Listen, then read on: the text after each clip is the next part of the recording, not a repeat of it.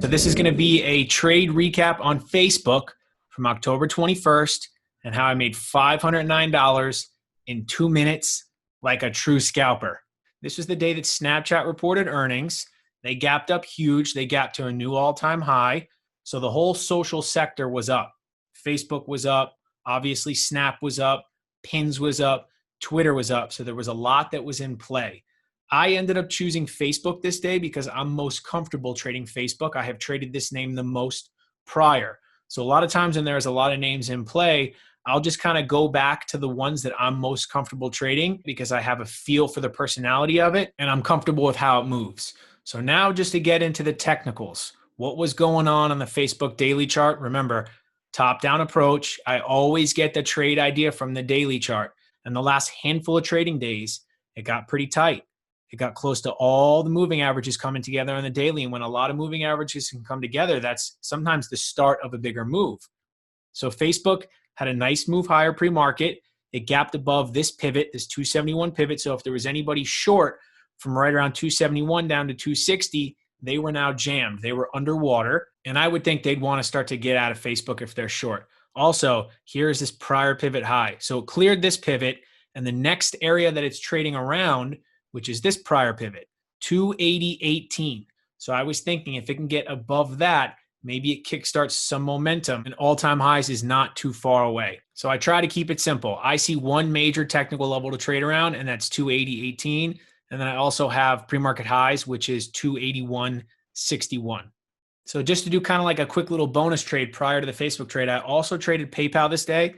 PayPal gapped up on some cryptocurrency news, and it was trading close to all-time highs. So now it was just about, once again, waiting for some sort of pattern that I like and give it a shot. So what did PayPal do off the open? A quick 1 minute opening range break, and then it's forming a bit of a flag pattern above VWAP, knowing that all-time highs is not too far away.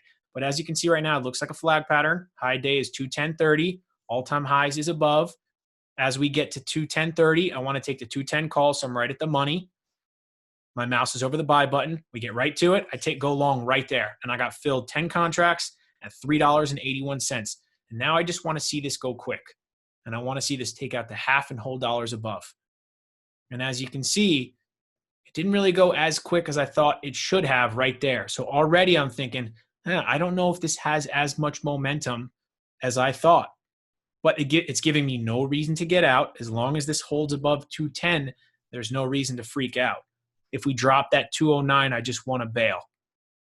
But once again, I also want it to go quick. So I'm pretty impatient. Go fast or just get out. And the tape is not as aggressive as I thought it was going to be. So it clears that 210.50. Now I want to see this just get up to 211. And then what happens? But there's not a lot of buying. Tape is going pretty slow. Still giving me no reason to get out, but not as aggressive as I wanted it to be, especially on some cryptocurrency news and it being close to all-time highs. So get above 210.50. All right, starting to get through 70s. Not that fast, not that aggressive, up into 210.80s. And I want to just see this go. It just feels kind of sluggish. So in the back of my mind, I'm already thinking, I don't think this is going to go as far as I thought, but let's just give it another minute. Okay, 210.90s, 211, a little bit of size there. Want to see it get through 211, and then what happens if it gets through 211? Tape speed, not very fast. I'm a big fan of the tape going very fast. Gets through 211, quick pop, nice 20 cents above it, 25 cents, and then instantly comes right back below it. I did not like the way that cleared 211, so I just got out of the trade. I made $119, but had I held that, had my gut, my spidey senses not told me to just get out of the trade, look at this nasty yank that I would have been involved in. And what was a $119 winner would have been a huge loser. So that was the PayPal trade. Now getting into the Facebook trade. What happened? It's pulled back off the open. Looks like a bit of a double bottom right around 277. If anybody tried to short at 277, it has since reclaimed VWAP. Where other people are positioned is very important. They're now starting to feel some pain, and it looks like it's forming an opening range break. Knowing that high day is 280 and the technical level on the daily chart, that pivot high, which I think if it gets through it should kickstart some momentum, is 280.18. So having those two technical levels above. Everything is lining up, the technical pattern and the two technical levels. This is what I consider an A+ setup, when I have numerous things that align and looks really good. So now, looking at the 280 calls, the spread is tight. I'm looking at getting in 10, and I want to anticipate the move just a little bit, not too much, but try to get in just before, so if it doesn't work, the loss isn't too big. And I end up getting long right there. So 279.80s, the fill was 367, and now I want to see this get through 280 and continue. So getting up to 280, a lot of liquidity just went off at 280, got right through it, coming up to the daily pivot, 280.18, gets right through it, 280.30s. And now I just want to see this keep going. Half and whole numbers, what does it do when we get there? So we get through that pivot, and I end up taking 8 off right there, just because my gut told me to take some off. So now I have 2 contracts left, and I'm just going to try to ride these. I want to see how far it can get, and how does it react to the half and whole numbers above.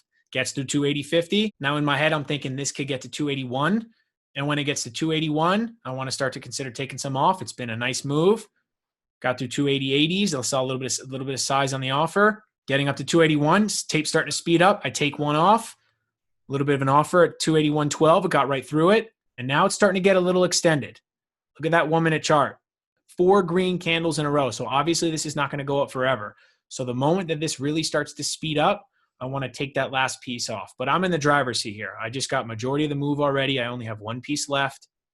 And I want to give this a shot to see if I can get up to 282. Get through the half, 281.60s, 70s, 80s, 90s, 282 some size. Got through 282 really quick. Had about a 40-cent rip through 282. Starts to pull back, and I just get out of the trade.